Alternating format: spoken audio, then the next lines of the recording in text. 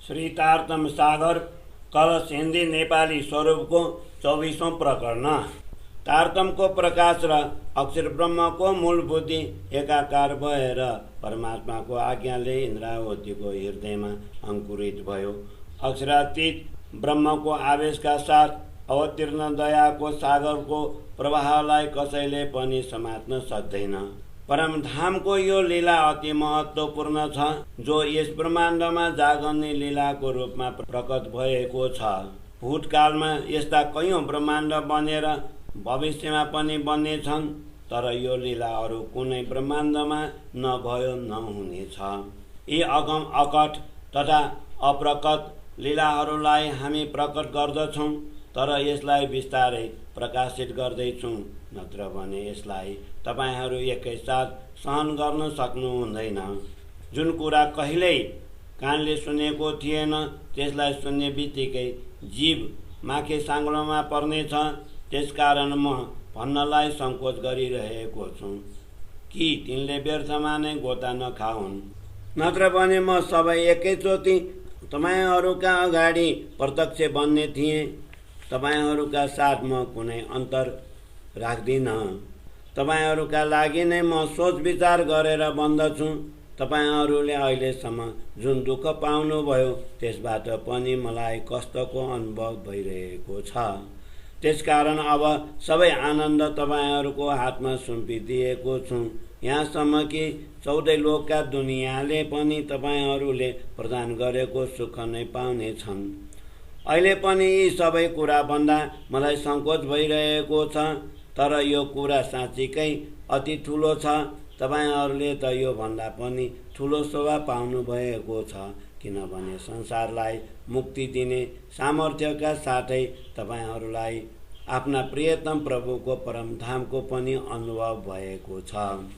जागर्ने लीलामा तारतमको यो अखण्ड ज्योतिले ब्रजराज आदि अखण्ड ब्रह्माण्डलाई पनि प्रकट गरिदियो। अब शून्य मण्डल पार गरेर यो ज्योति त्यहाँसम्म पुग्यो जहाँबाट यो जगत उत्पन्न हुन्छ। म यस अखण्ड मण्डलको शोभाको वर्णन यी वचनले कसरी गरौँ? आजसम्म जसलाई कसैले भनेको या सुनेको थिएन। यस शोभालाई तारतम ज्ञानको प्रकाश र अक्षर ब्रह्मको जागृत बुद्धिले यस जगतमा प्रकट गरिदियो। यी सांसारिक शब्दद्वारा राजको वर्णन हुन सक्दैन, तापनि अक्षर ब्रह्मको लीलाको वर्णन कसरी हुन सक्दछ? यस छेर ब्रह्माण्डमा व्यर्थ लीलाको वर्णन गर्न सकिँदैन। फेरि पनि मलाई केही भन्नु छ। योग मायालाई माया बनिएको छ, तर यस अन्तर्गत राजमण्डलमा माया लेस मात्र पनि छैन। अक्षर ब्रह्मको जागृत बुद्धिमा यति सामर्थ्य छ, त्यसबाट सपना जगतका जीव अखण्ड हुन्छन्। अक्षर ब्रह्मको एक पलमा योगमाया तथा कालमायाद्वारा निर्मित यस्ता अनेक ब्रह्माण्ड उत्पन्न हुन्छन्। यस्ता कयौं ब्रह्माण्डलाई उनी पलभरमा नाश गरिदिन्छन् र कतिलाई चित्तमा धारण गरेर अखण्ड बनाइदिन्छन्। अक्षरधाममा एक पल पनि भएको हुँदैन, त्यतिमा कयौं कल्प बित्छ। यसरी अक्षर ब्रह्मको एक पलमा यस्ता कयौं ब्रह्माण्डको उत्पत्ति भएर लय हुन्छ। अक्षर ब्रह्म जागृत अवस्थामा चौथाई पलमा अनेक ब्रह्माण्ड उत्पन्न गर्दछन्। ती सबैलाई हामी यहीँबाट तारतम ज्ञानको प्रकाशले हेरिरहेका छौँ। अक्षर ब्रह्मको यो लीला अति महत्त्वपूर्ण छ। उनका दृष्टि मात्रले अनेक ब्रह्माण्डको उत्पत्ति हुन्छ। उनी नित्य नयाँ लीला गर्दछन्। उनको मनोरथ पनि अखण्ड छ। यो मण्डल सधैँ रहने शाश्वत छ, जसलाई अक्षरधाम भनिन्छ। अक्षर ब्रह्म तथा उनको धामका लीलाको रहस्य तारतम ज्ञानद्वारा यहीँबाट स्पष्ट हेर्न सकिन्छ। यसमा लेस मात्र पनि शङ्का छैन। तारतम ज्ञानद्वारा मैले यस ब्रह्माण्डको उत्पत्ति जानेर मैले विवेकपूर्वक यो पनि भने, जगतका जीव असत हुन् र ब्रह्मवासना सत्य हुन्।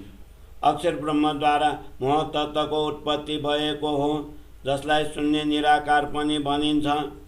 अक्षर ब्रह्मले ब्रह्मात्माहरूका लागि निमेष मात्रमा यस मायावी खेलको रचना गरे। मोह, अज्ञान, भ्रम, कर्म, काल तथा शून्य यी सबै निन्द्राका नाम हुन्। यिनलाई निराकार निर्गुण पनि भनिन्छ। यहीसम्म मन, बुद्धि, चित्त तथा वाणी पुग्दछन्।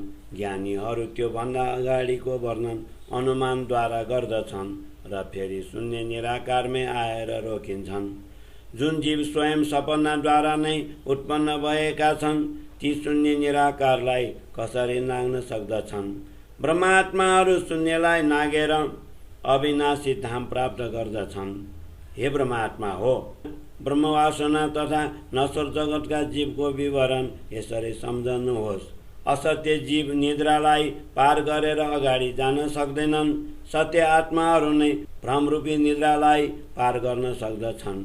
जसरी यस जगतलाई सपनाको दृष्टाले सपनाको नगरीलाई हेरेर पनि ती सबै दृश्यमा त्यसले स्वयं नै एकरस विद्यमान रहन्छ। दशै दिशा तथा पाँचै तत्त्वद्वारा निर्मित सबै वस्तुहरूमा ऊ स्वयं रूपायन हुन्छ। संसारको यस सपनाभित्र दुई प्रकारका जीव छन्। एक त वासना दृष्टा हुन् तथा अर्का जीव दृश्यमान नाटकका पात्र। यस विषयमा कसैलाई कुनै प्रकारको शङ्का नरहोस्। त्यसकारण यसलाई अझ स्पष्ट गर्दछु। हेर्नुहोस्, सपना देख्नेले सपनामा कयौं मानिससँग झगडा गर्दै गरेको देख्दछ। ऊ स्वयं नै सम्पूर्ण दृश्यमा रूपायन हुन्छ, तर त्यसबेला त्यसलाई कुनै पनि प्रकारको दुःखको अनुभव हुँदैन। तर जब त्यसै सपनामा स्वयं उसलाई कसैले मार्न आएमा डरले काम्दछ र सपनाबाट जागृत हुन्छ।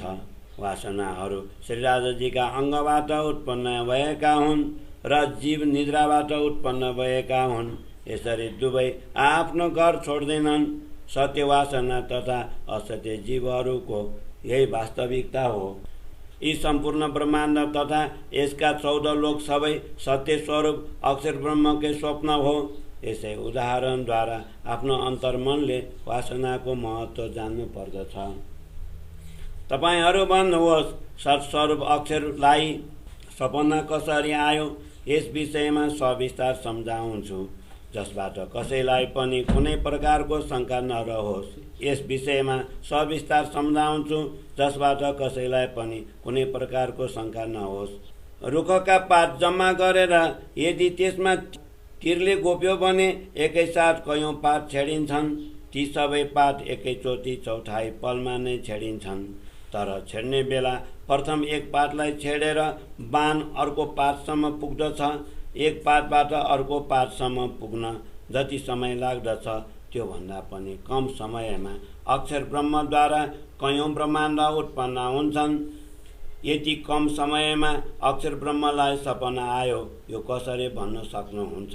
तर अखण्ड भूमि सम्झाउनका लागि यस असत्य संसारमा अरू कुनै उदाहरण छैन। मेरो हृदयमा श्री श्यामाजीको आत्मा, तारतम अक्षरको बुद्धि, श्रीराजजीको आज्ञा र दयाको पूर्ण प्रकाश छ। अब म यी सबैद्वारा मेरो घरको आनन्द देखाएर परमधामको लीला हेर्ने अक्षर ब्रह्मको मनोरथ पूर्ण गरिदिन्छु। तारतम ज्ञानको अखण्ड प्रकाशले यो संसार प्रकाशित भएको छ, तर यस दिव्य ज्ञानका किरणहरू यहाँ असीमित भइरहेका छन्। ती बुद्धि, आज्ञा, दया सबै आफ्नो प्रकाश फैलाउँदै अक्षरातीत धाममा गएर लीन हुन्छन्। तारतमको प्रकाश अक्षरभन्दा पनि पर अक्षरातीत धामबाट नै यस संसारमा आएको हो। सम्पूर्ण क्षेर ब्रह्माण्ड, अक्षरधाम र परमधाम यी सबै भूमिकाहरूलाई प्रकट गरेर यो फेरि आफ्नो स्थान परमधाममा लीन भयो। ब्रह्मा आत्माहरूले यस तारतम ज्ञानको प्रतापले संसारमा बसेर पनि परमधामको दर्शन गरे। यसको विवरण कहाँसम्म भनौँ? ज्ञानको यस्तो अखण्ड प्रकाश फैलियो जसको कुनै सीमा नै छैन। परमधामका सम्बन्धी हुनाले हामी ब्रह्मात्माहरूले यस जगतमा रहेर पनि परमधामका अनेक प्रकारको अखण्ड आनन्दमा विलास गर्यौं। सुन्दरबाई स्वरूप स्वयं प्रियतम परमात्माले मेरो हृदयमा विराजमान गराएर धामको लीला विस्तार गर्नुभयो। सद्गुरु श्री देवचन्द्रजीले तारतम ज्ञानको बीज वचन मेरो हृदयमा छरेर नै यो प्रकाश पार्नुभयो।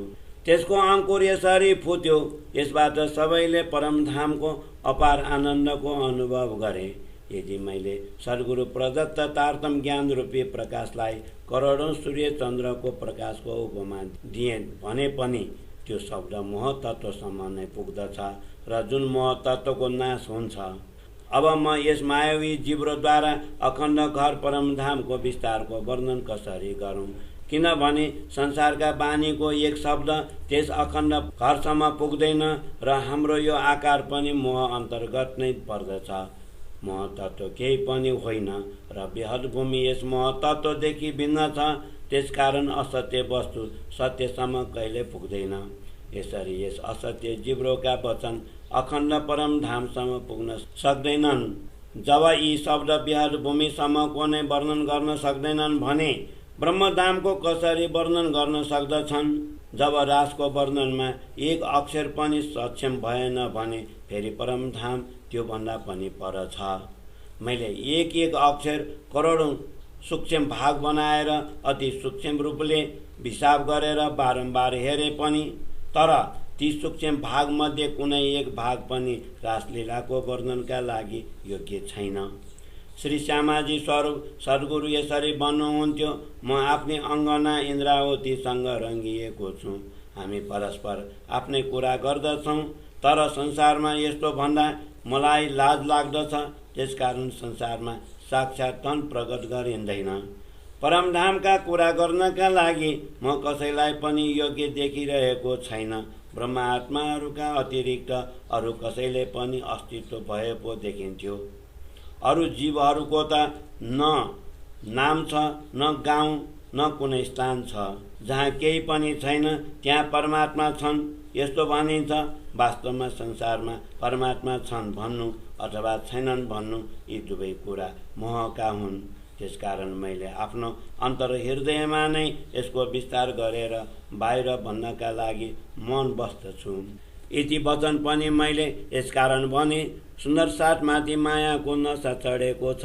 यस प्रकारका दुई वचन भनेर मायाको द्वैत भाव मेटाइदिन्छु।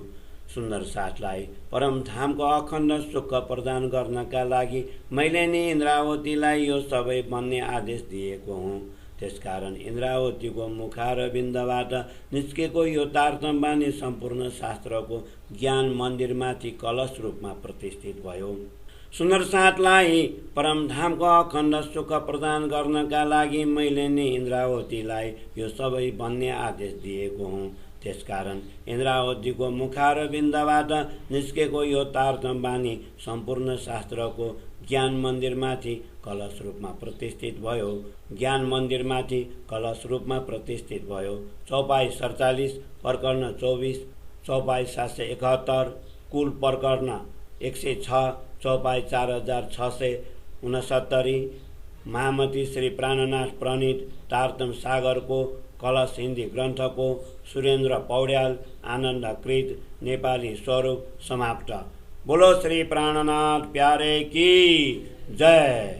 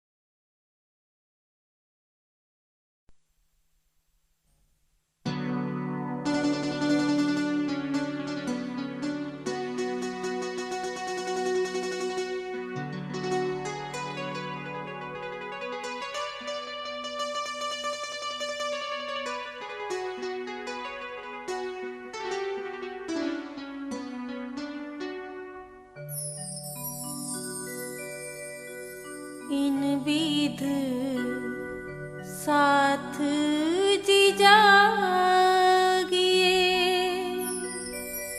इन विध साथ जी जागिए, बताए देऊ रे जीवन, इन विध साथ जी जागिए। परम धाम में मूल मिलावे में पर आत्म को जगाने के लिए श्री प्राणनाथ जी ने इस प्रकार विधि बताई है।